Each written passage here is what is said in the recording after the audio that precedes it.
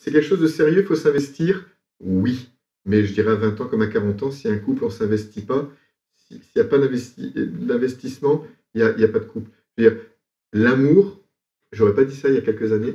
Pour moi, la définition de l'amour, c'est la décision.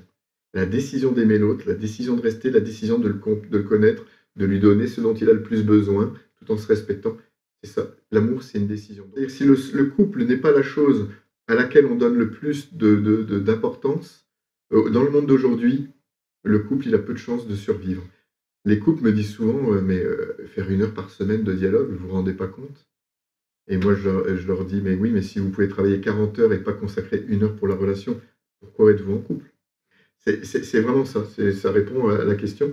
C'est sans investissement, c'est pas possible. Alors moi, j'ai souvent eu des gens de plus de 40 ans, puis au Québec, de plus en plus, et même par Internet, puisque j'accompagne par Skype les gens partout dans le monde, en fait. Et j'ai de plus en plus de jeunes, et je trouve ça super, parce que plus on vient jeune, moins on a entassé comment dire, de choses. C'est-à-dire, moins, plus on est vierge, moins on a de choses à nettoyer dans la relation.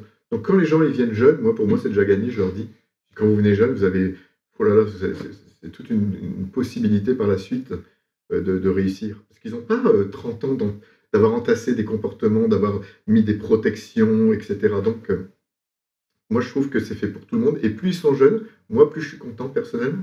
Parce que pour l'avenir de l'humanité, pour moi, ça va faire entonnoir, ça va décupler les possibilités et la conscience surtout. Ça va mettre beaucoup plus de conscience dans l'humanité. Mon couple, le plus vieux, ils avaient 64 ans ou 62 ans maintenant, force de le dire, des fois j'ai des doutes, mais c'est 60, ils avaient 85 et 87 ans et ils avaient 62 ans de mariage. Puis je me souviens d'une anecdote avec eux, ils m'ont beaucoup touché, parce que moi j'avais du mal avec les personnes âgées, parce que mes grands-parents, ils étaient vraiment pas cool. Et eux, ils m'ont vraiment touché le cœur, parce que le premier dialogue, dès la première séance, on fait un dialogue sur quand ils se sont rencontrés, donc il y a 62 ans. Je l'ai fait remonter là. Puis il disait une chose que j'ai particulièrement appréciée chez toi, c'est, je me souviens plus, mais je me souviens qu'ils ont dit des choses, puis à la fin du dialogue, ils ont dit, ah, c'est la première fois que j'entends ça, ça fait 62 ans qu'on est ensemble, et puis c'est la première fois que tu me dis ça, de découvrir des choses de nouveau chez le partenaire après 62 ans. On pense qu'on connaît son partenaire, on ne connaît jamais. Ça, c'est la première chose. Et surtout, la deuxième chose que j'ai appris avec eux, c'est de voir combien ils étaient touchés aussi de voir qu'ils se disputaient sur la même chose depuis 62 ans, alors de prendre conscience qu'ils voulaient la même chose tous les deux. Ils disaient, mais on voulait la même chose et on se dispute. Ça les a rendus tristes sur le moment.